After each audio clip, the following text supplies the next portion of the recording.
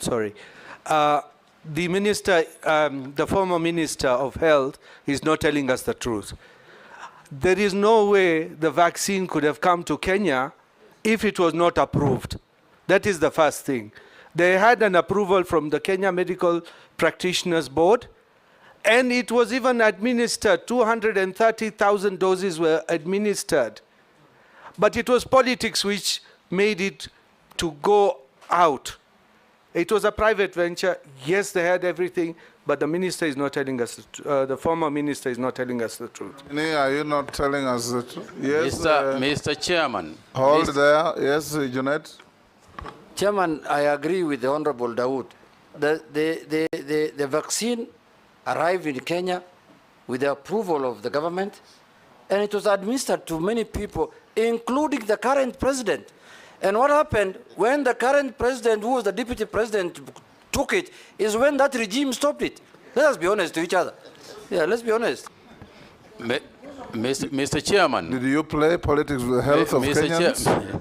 Mr. Chairman, I want to repeat that the only approvals that we recognize as the National Executive Committee on Coronavirus was approvals that came from the World Health Organization. If that was the case, just hold there.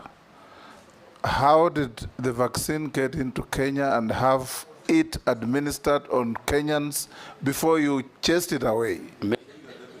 Yes, including our then deputy president getting a jab of that vaccine. Mr. Chairman, all I can say is that whether a vaccine has arrived in the country or not, no matter how it has arrived in the country or not, if it has not been approved by the World Health Organization, we cannot use it, and we did not use it.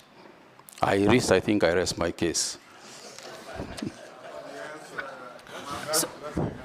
So are you telling us that it had, by the time it arrived and it was administered to 230,000 people, it had not yet received approval from World Health Organization?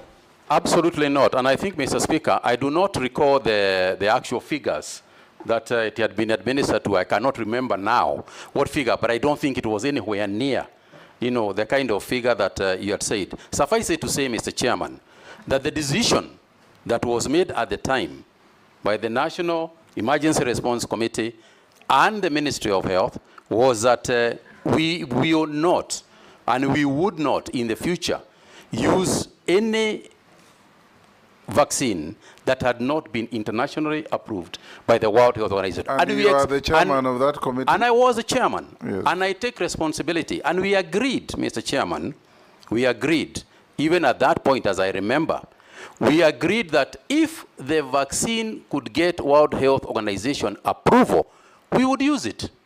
What Dawood has put to you is that you made an irrational decision based on political consideration. Mr. Chairman, I just want to ask him what Honorable Junet has said. The Deputy President at that time and the President right now, who has nominated you today, is the one who took that jab, is when you stopped the Sputnik. Is that true or not true? Absolutely not true. Point of order, Chair. Chair, when that, Chairman, when we were taking the vaccines, yes, there were many vaccines. There was AstraZeneca, there was this one and others. Pfizer, Johnson & Johnson. Chairman, we were in the country here. At that time, people were really looking for vaccines to use. Desperately. The day the current president, who was then the deputy president, got a jab in the afternoon, in the evening, a press statement came out saying that thing is banned in our country. That's the truth of the matter. That's the truth of the matter. Mr. Chairman, I cannot recall the events as they followed, if indeed that is the way they followed. But I repeat my position. We could only use a vaccine approved by the World Health Organization. Go on with the others.